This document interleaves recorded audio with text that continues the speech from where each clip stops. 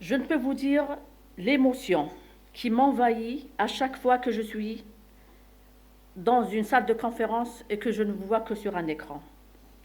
À chaque fois, je suis désolée de ne pouvoir vous dire à quel point je suis admirative de votre combat, de votre lutte, et à quel point je suis frustrée de ne pouvoir vous dire de vive voix, tenez bon, votre cause est juste, votre cause est mienne. Le chemin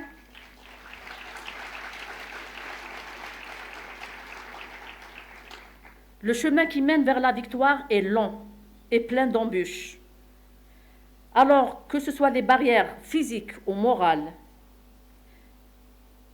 ces barrières finiront par tomber quand un peuple a la volonté d'aller vers la victoire, d'aller vers la liberté. Un grand résistant algérien qui m'a été cité hier, ici par un Iranien, c'est un poète aussi, qui avait dit que si un peuple se soulève, toutes les chaînes qui mènent vers la liberté finissent par lâcher, finissent par tomber devant la persévérance d'un peuple qui a la volonté d'aller vers la liberté. Les chaînes ne peuvent résister devant ce peuple qui a cette volonté. La grande Moudjahida Jamila Bouhired a éclaté de rire lorsque le juge français a prononcé le jugement de sa condamnation à mort. Le juge lui a dit « Tu n'as pas compris, c'est très sérieux, je viens d'annoncer votre condamnation à mort. » Eh bien, moi, je peux vous dire aussi que vous, les Ashrafiennes, vous, les femmes résistantes, le régime des mollahs n'a pas compris votre résistance, n'a pas compris votre engagement, n'a pas compris votre volonté à aller de l'avant. C'est pour cela qu'il commet encore des crimes contre votre résistance. Mais le plus important, c'est que l'histoire retiendra les noms des résistantes iraniennes, des ashrafiennes, et inscrira en lettres en or. Et inscrira bien entendu les mollahs dans la poubelle de l'histoire.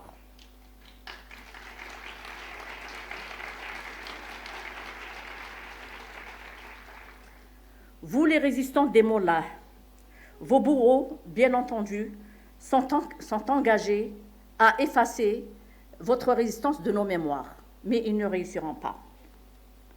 Votre combat est accompagné par une femme.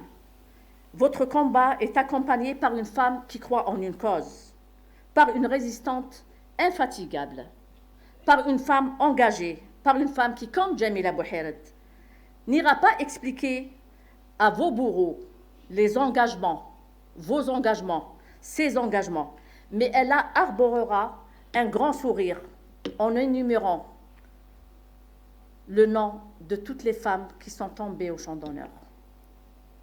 Elle arborera un grand sourire en vous regardant, dira le nombre de shahidat, le nombre de femmes tombées au champ d'honneur.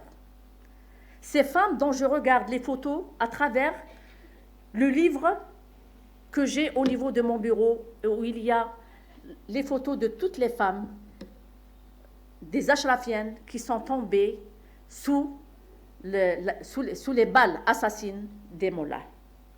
Vous, femmes de l'Empire, vous avez la responsabilité de porter les idéaux de toutes les femmes qui ont payé de leur vie pour que vive votre résistance, pour libérer l'Iran, pour libérer les femmes iraniennes. Je vous dis encore une fois que cette résistance qui est portée par la voix d'une femme qui compte l'histoire, cite les noms et arbore son sourire à la face du monde, cette femme qui porte très haut votre voix ne peut que être saluée par la femme que je suis, par la féministe algérienne que je suis, pour la femme qui reconnaît ce combat, parce que je reconnais le combat de mes aînés en Algérie, celles qui nous ont permis la liberté.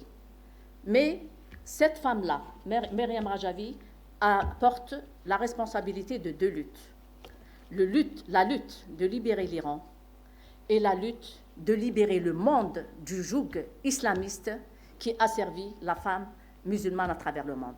Je vous remercie, je suis fière de vous avoir rencontré, je suis fière d'être là, je suis vraiment très heureuse d'avoir eu l'occasion de vous rencontrer, ne serait-ce qu'une seule fois dans ma vie.